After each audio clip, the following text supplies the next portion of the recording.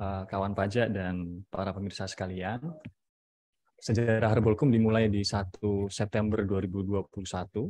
Itu juga dipandu oleh Mbak Sita, saya masih ingat betul. Dan dimulai di gedung ini juga, di kantor ini, di KPP Pratama Cirebon 1. Dan alhamdulillah, tepat 17 bulan kemudian, sekarang istilahnya Harbolkum kembali ke rumah, gitu ya. Dengan wujud yang jauh sudah lebih besar seperti itu. Salah satu tagline yang ketika itu kita angkat oleh panitia pertama kali adalah bagaimana mengupayakan supaya UMKM bisa naik kelas. Dan wujud dari naik kelasnya bukan cuma soal omset, bukan cuma soal kemampuan teknologi, penjualan, dan seterusnya. Kita percaya betul bahwa wujud naik kelasnya adalah mengglobal seperti itu. Jadi bagaimana UMKM tidak hanya akan bicara soal pasar domestik, tapi juga pasar global atau internasional. Nah, hari ini saya Sigit Andrianto, penyuluh pajak KPP Pratama Cirebon 1, secara kebetulan tapi juga luar biasa bahagia ini kedatangan tamu yang beliau adalah kepala seksi, salah satunya juga kepala seksi penyuluhan juga di saudara kandung kami, yaitu Direktorat Jenderal Bea dan Cukai. Jadi penyuluh pajak berbicara dengan atasan dari penyuluh Bea Cukai. Kita kedatangan Pak Mei Hari Sumarna dari KPP, dari kantor penyuluhan KPPBC TMPC Cirebon. Selamat pagi Pak Hari. Selamat pagi Mas Sigit. Selamat pagi kawan-kawan pajak ya sebenarnya. Kawan pajak, iya. Selamat pagi kawan pajak sekalian. Iya. Saya juga merasa luar biasa pagi ini, bahagia diundang teman-teman pajak untuk bisa sharing ya Mas Sigit ya terkait dengan prosedur ekspor. Jadi gini Pak Mei, jadi waktu pertama kali Harbolkum ada, itu kan bagian dari BDS-nya teman-teman KPP. Ya. Kita sama Cirebon 2 berkolaborasi seperti itu. Nah, setelah berkembang, tentu salah satu yang paling mudah dan paling menyenangkan untuk diajak jalan bareng-bareng kan saudara satu kandungnya, yaitu teman-teman Bea Cukai. Cuma saya akan berangkat dari pertanyaan yang awam dulu mungkin, biar teman-teman di sini yang bergabung juga ada pengusaha-pengusaha juga, pelaku-pelaku UMKM. Barangkali Pak Mei bisa menjelaskan sebetulnya peran Bea Cukai dalam meningkatkan atau menaik kelaskan UMKM itu seperti apa ya Pak? Terima kasih Pak Mas Sigit.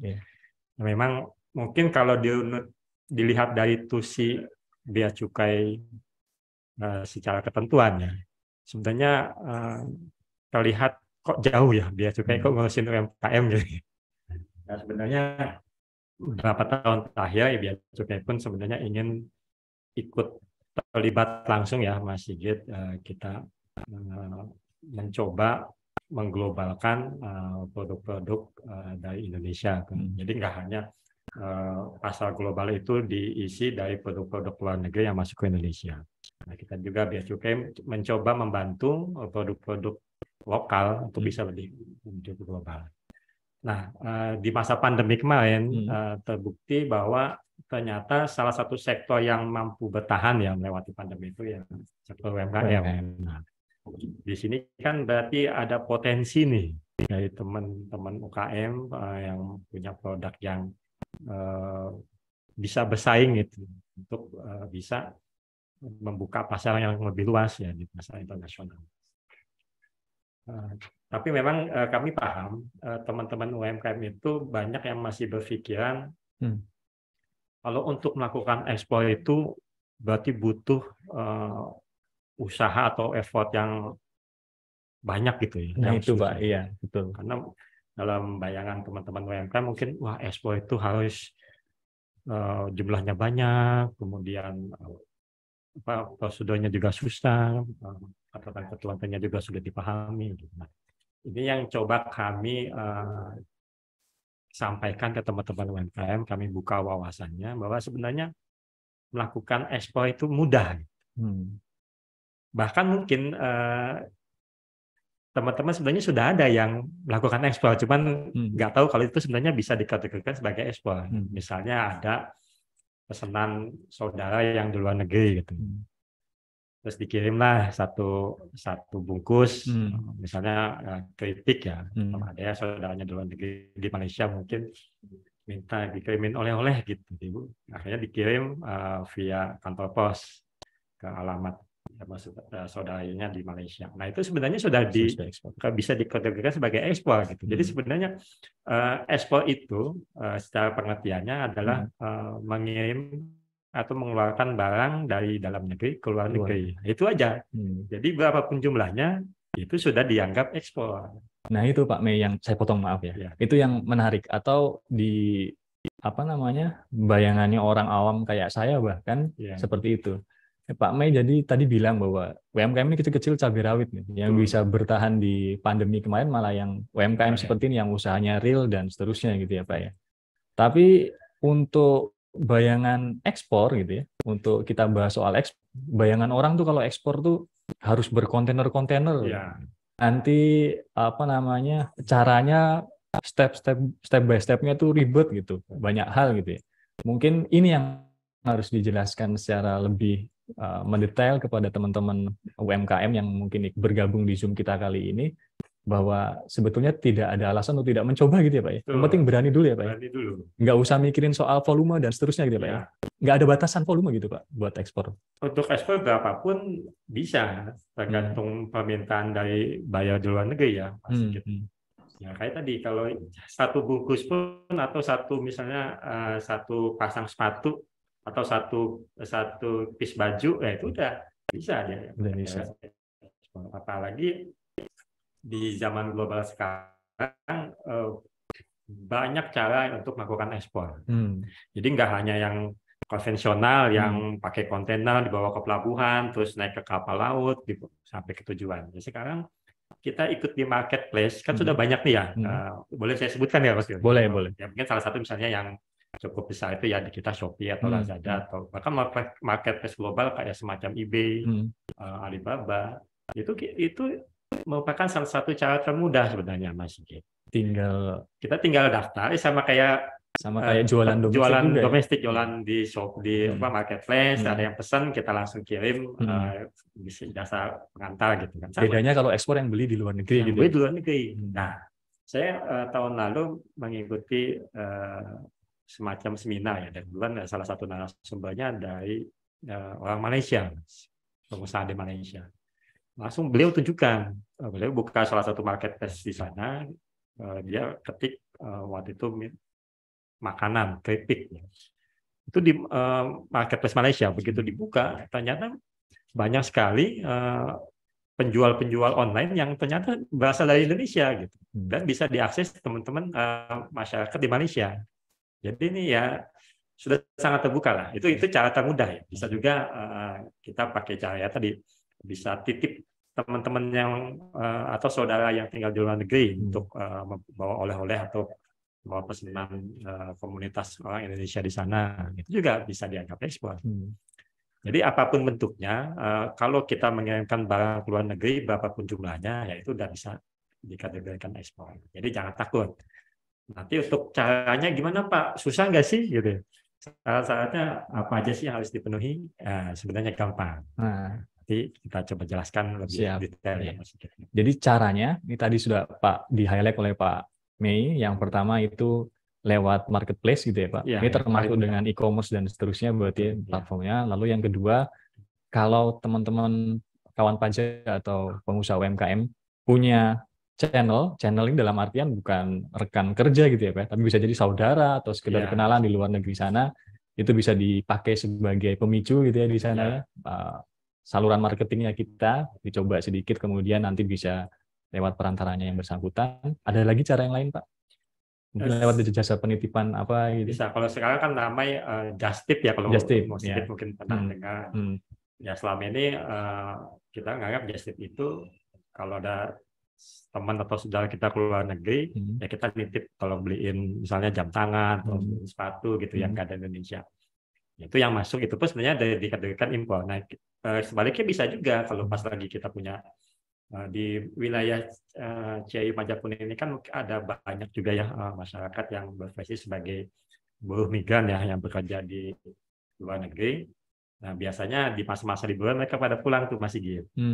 Nah itu kita manfaatkan ya sebagai ajang promosi, ya kita bawakan misalnya produk kita sampel untuk diperkenalkan ke komunitas di negara yang tempatnya bekerja gitu. Nah itu kan salah satu bentuk pasar, membuka pasar baru gitu.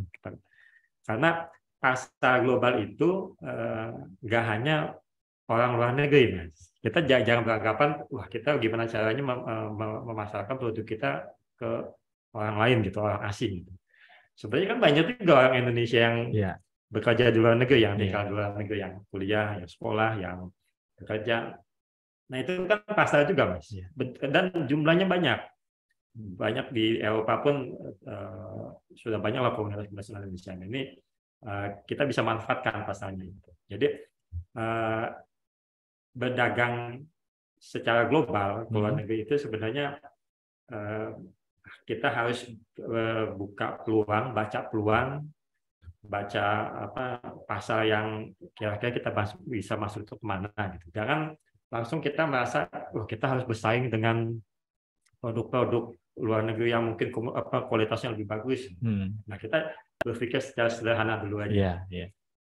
Produk kita apa? Kira-kira yang berminat dengan produk kita itu siapa aja? Kalau di lokal misalnya produk kita keripik ya, keripik yang paling banyak kan keripik kentang, keripik singkong, keripik tempe. Nah kita coba kenali produk kita, unggulannya apa, rasanya kira-kira masuk ke secara global.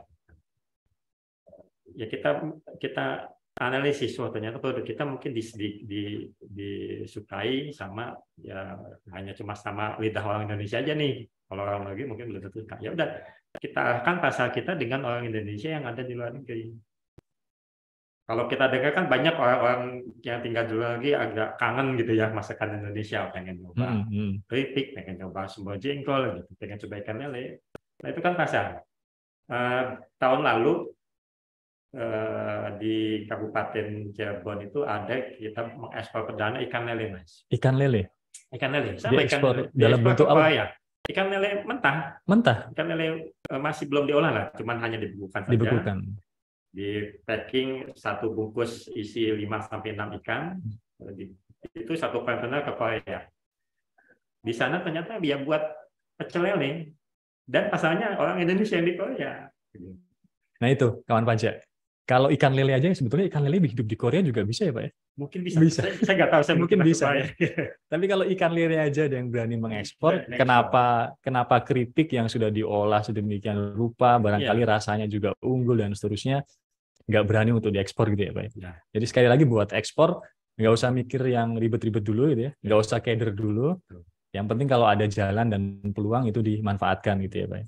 Kalau dari ini Pak, mungkin hal-hal yang harus diperhatikan dalam mungkin pengemasan dan seterusnya kalau buat ekspor tuh ada syarat tertentu gitu Pak? Ya, memang kualitas produk dan seterusnya. Pasar global ini kan sangat berbeda ya dengan pasar lokal kita, apalagi lokal Cirebon. Kalau selama ini kita misalnya produsen keripik, ya kemasannya paling hanya plastik. Kadang-kadang ada yang cuma ditempel pakai lilin aja gitu Mas ya. Oh gitu. Ada juga Mas, tapi itu kan laku juga. Ada juga yang sekarang sih udah mulai teman-teman ini sudah mulai modern, udah ada di beberapa daerah sudah ada rumah kemasan, jadi bisa bekerjasama. Kemasannya sudah lebih bagus. Pasar global tentunya tiap-tiap negara punya kebijakan yang berbeda. Ada negara yang sangat ketat, dia mensyaratkan kalau untuk produk makanan misalnya butuh sertifikat halal, butuh fak nutrisi, terus beberapa kandungan kimianya ada batasnya. Nah itu memang tiap-tiap negara berbeda-beda. Kita tinggal pahami kalau kita mau menjual ke negara itu kira-kira syarat yang dibutuhkan apa gitu. Berbeda. Kadang-kadang juga ada yang nggak butuh itu. Gitu. Itu bisa kita tahu dari mana Pak kalau syarat seperti itu? Biasanya tiap negara punya website sendiri. Punya website sendiri yang beda-beda. Kalau saya punya datanya, cuma saya sampaikan. Di situ ada kewajiban misalnya untuk produk makanan yang tidak boleh misalnya kandungan nutrisinya, kandungan kimianya berapa persen, kemudian pengemasannya, terus produk kerajinan misalnya bahan bakunya dari mana, kemudian bahan pewarnanya mengandung kimia atau tidak. Jadi berbeda-beda. Tapi sebetulnya intinya iya sama aja kayak jualan domestik mungkin. Sama aja gitu. Cuma mungkin ada detil-detil kecil yang Ya. harus lebih diperhatikan gitu ya Pak ya. Kita kan tinggal mengikuti kebutuhannya apa nih. Iya. Misalnya ada pesanan dari Jepang. Jepang itu termasuk salah satu negara yang ya cukup detail dalam Rinci hal gitu ya, detil. dalam hal persyaratan. Bahkan mereka misalnya kita mengekspor produk kayu misalnya, sampai harus dibutuhkan keterangan asalnya dari mana nih kayu ini.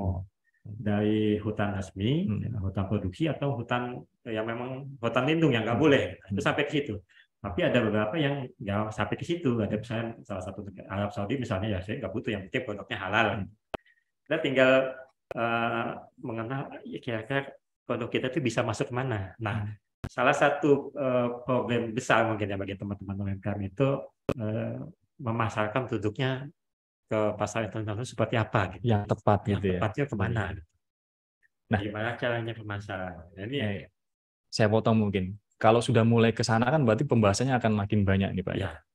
Kalau saya bypass kasih promosi ke teman-teman UMKM, misalnya kalau mereka punya passion atau punya gairah gitu buat bisa ekspor gitu, bisa punya semangat bisa buat ekspor, barangkali teman-teman di Bea Cukai bisa bantu Pak untuk memberikan penjelasan terkait apa saja syaratnya, apa yang harus diperhatikan. Nah, Bapak mungkin bisa beritahu kita mungkin channel informasi penyuluhan yang bisa diakses dari Bea Cukai seperti apa nih? Baik, teman-teman yang butuh informasi sebenarnya di kami sudah cukup banyak ya saluran-saluran informasi.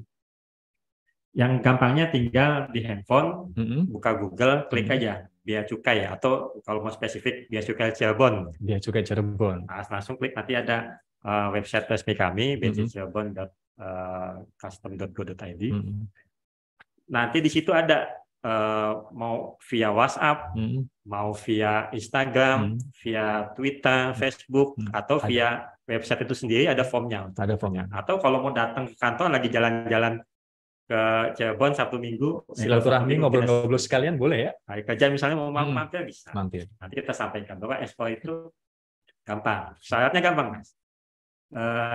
Mungkin saya coba jelaskan saya kira syarat-syaratnya apa aja sih. Ya teman-teman mungkin UMKM ini sekarang sudah banyak yang punya NIB dan NPWP pastinya ya Mas. Nah itu aja dua dokumen itu yang nanti dibawa ke Bea Cukai untuk mendaftarkan registrasi untuk mendapatkan modul ekspor. Datang ke Bea Cukai, Pak, ini saya sudah ada NIB, sudah ada NPWP, mau minta aktivasi modul ekspor kalau memang ingin mengekspor sendiri. Catat nih kawan pajak. Jadi cuma punya 2 dokumen pokok aja ya Pak? Itu aja. Cukup buat ekspor. Hanya 2 dokumen pokok, NIB dan NPWP. Setelahnya, yang penting barangkali sudah punya gambaran mau ke negara mana, lewat metode apa, dan seterusnya. Lalu langkah konkret pertama yang sederhana yang bisa dilakukan, tulis Bea Cukai Cirebon di mesin pencarian Anda, atau main-main ke kantor pelayanan Bea Cukai Cirebon di Jalan Wahidin, seperti itu. Nanti teman-teman di sana ada helpdesk semacam itu lah ya Pak ya, bisa membantu untuk cerita. Maka setelahnya dipastikan wawasan bagaimana cara mengekspor kawan pajak sekalian akan terbuka. Dan insya Allah tidak serumit yang dibayangkan. Siapkan dulu barangnya. Siapkan dulu barangnya. Cari pasarnya. Kalau sudah dapat bayar, tinggal tadi modal NIB, NPWP, datang ke Bea Cukai, terus download modulnya, instalasi di komputer masing-masing. Nah, kemudian habis ini kita ngapain nih? Udah berapa yang dibutuhkan, siapkan kemasannya, cari jasa pengirimannya Mas. Ini juga perlu ada beberapa cara. Yang paling mudah kalau barangnya di bawah 100 kilo, ya mungkin bisa lewat kantor pos. Nah, itu paling murah dan paling mudah.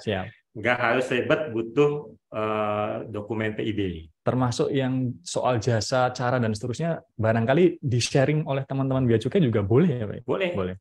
Nanti bisa kita sampaikan, mungkin kalau ada yang mau ngurus sendiri bisa, atau ngurus, ada sekarang namanya PPJK Mas. PPJK itu perusahaan pengurusan jasa kepabeanan. Dia akan membantu ya menangani tadi mengurus dokumennya, bahkan ada juga yang sampai menawarkan ketersediaan kontainer. Nanti tinggal disepakati berapa harga jasa dan harga untuk pembayaran, itu mulai dari sewa kontainer sampai dengan sewa space di kapal. Nah, itu ada PPJK.